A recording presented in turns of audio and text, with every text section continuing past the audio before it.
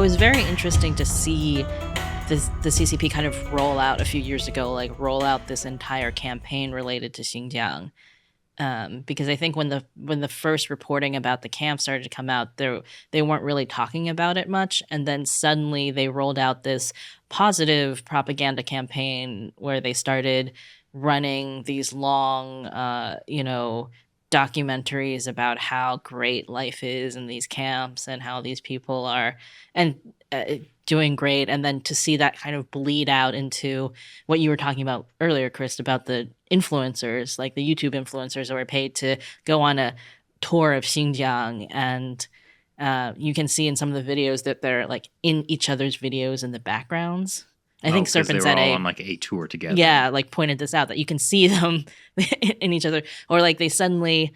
I remember seeing one where the influencer suddenly was interviewed by a CCTV reporter in the middle of some random field like a cotton field in Xinjiang, where she happened to bump into him on his tour of China or his tour of Xinjiang, and it's just like watching. It's a beautiful example of win-win mutual cooperation. It has very much the hello fellow kids kind of energy. Yeah, like just very forced. I mean, on Xinjiang and the influencers, a very common theme is, let me just go walking down the streets of Urumqi and, there are so many Uyghurs here. What are you talking about that there are people in camps? Where are all the Uyghurs in the camps if all of the Uyghurs are here, right? Well, they're only putting about 1 in every 10 people in concentration camps, right? So there's still plenty of Uyghurs left on the streets. 9 out of 10 Uyghurs are perfectly fine. Yeah. It's just a matter of outlook, Matt. Exactly. Yeah, so what do you think about that, Sarah? Kind of curious, where do you think the Chinese Communist Party is going to go next with their media influence campaign? Now that you've published this report and have exposed a lot of their current, things that they're doing. I think they're going to double down on it. And I think especially on this element of being more sophisticated and covert and coercive, because their reputation has actually gone down despite this investment, but I don't think they're going to stop. But it really varies from country to country. I mean, I think really what was so impressive in some ways, but also in kind of a scary way too, is the localization, is the local languages. In some cases, it's also localizing certain mottos and content. And some of that's just kind of fake PR, but some of it's really trying to engage local audiences in a more meaningful way to shape the way in which people are thinking about China, but also about what's happening locally. Because I think that's the real risk. The Chinese government and companies are investing everywhere around the world. And what they're trying to shape isn't just what people think about what's happening in Hong Kong or Xinjiang, but the mine down the street, the investment project, and these are things that, whether or not to give a Chinese company with close CCP ties control over the digital television market. So I think it's really in that space that's where you need to have more safeguards, because it's even more trying to gain control over that medium and not just the message. That is where they're laying the foundation for greater control in the future. So you're saying they're going to start to try to buy up local TV stations and things like that? They aren't buying up so much local TV stations. I think it's on the content infrastructure. So that's where, like, for example, social media apps, mobile phone devices, basically the things that this expose that the Lithuanian government did this audit of Xiaomi phones and found all these latent blacklists that censor all kinds of terms, first in Chinese, then it was updated from Singapore in late 2021, and included content in English as well. You don't have a blacklist like that if you're not going to maybe activate it at some point. But that was just one example of where the only way you find that out is if you actually have some kind of audits done. And so it's like, that's the type of investigation that's needed, not just on what content is being shared where and in different places, but where the actual channels of dissemination are controlled by a China-based company that has close CCP ties, because that's where the safeguards need to be put in now, or we're going to look back and just find out that a lot of information is being controlled by the CCP and it's too late at that point. So it makes me feel better to know that a lot of people on Gen Zers are getting all of their news from TikTok. Is it Gen Zers who are the newest ones? Yes, as far as I know. Yeah, we're not the demographic so much anymore. Yeah, it's too bad. The world has changed. Well, yeah. I mean, I guess I see what you're talking about, the local things. And is it more that they're interested in local projects that relate to Chinese interests, or just getting involved in local issues in general?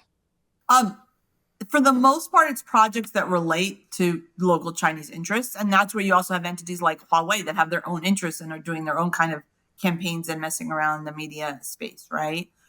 So far, it's really mostly in Taiwan where there's been any kind of real significant effort at like political interference in terms of like electoral outcomes and things like that. But there were some campaigns in the US, again, around the edges in terms of disinformation, on, not real focus, more about muddying the waters than necessarily leaning towards one political candidate or the other. There was one short-lived campaign in the Philippines that was pro-Duterte. So there's definitely a dabbling in that. And I think it's what you see with the CCP, and this is what you see domestically, is once they gain control over a particular part of the node in the information flow, they're the gatekeepers. And if they're the gatekeepers, then, they can kind of decide later what they want to do with that. So it sounds like what you were saying earlier about civil society pushing back is like a key way to resist it, right? Yeah, I think civil society and media, because that's who exposes it. And then you get broader public pressure on the politicians. So then there's like a counterweight to whatever kind of behind the scenes, currying favor the CCP and Chinese diplomats are doing. Well, so I think that's why it'd be good for anyone watching to check out the report, the Freedom House report. We'll put a link below so they can kind of learn more, tell friends and family. Thank you, Sarah, and all of Freedom House for doing this research. Thanks for having me, and thanks for all your effort to expose what the CCP is doing in China and around the world. Absolutely. This episode is brought by Xinjiang ketchup. Slather some on. Slather some on your Huawei phone. The perfect combination. You missed Tencent. And Alibaba. Oh no, he did do a push for Alibaba. I did do a push for Alibaba. You should, yeah. Now, don't forget to follow you guys on WeChat, because you guys, of course, have a super popular WeChat account, because you've had no problems whatsoever opening an account and registering it with like a Chinese national or something. That's right. It is the favorite account of Li Dayuan from the Chinese People Political Consultative Contest. Yeah, almost. We need to go to that Chris. media training again. Yeah, almost. You haven't done your junket, Chris. Yeah. That would be interesting. It would be. Coming soon. All right. Thanks again, Sarah. My pleasure. So, I think I have a solution to this. Does it involve Xinjiang ketchup? It does not, actually. Okay. I'm dropping that bit for now. Okay. We talked about the problem of like things being labeled like, oh, paid advertisement, or, maybe just like something that doesn't really warn the person of who it is. I know where this is going. Go ahead, Shelley. No, you say it, Chris. Say what? Mm-hmm. I would love to hear what the words come out of your mouth. No. All right, just label it. This was written by a filthy communist. Well, I thought you were going to say something else that's basically more or less the same thing. Yeah. What were you thinking I was saying? I'm not going to say it.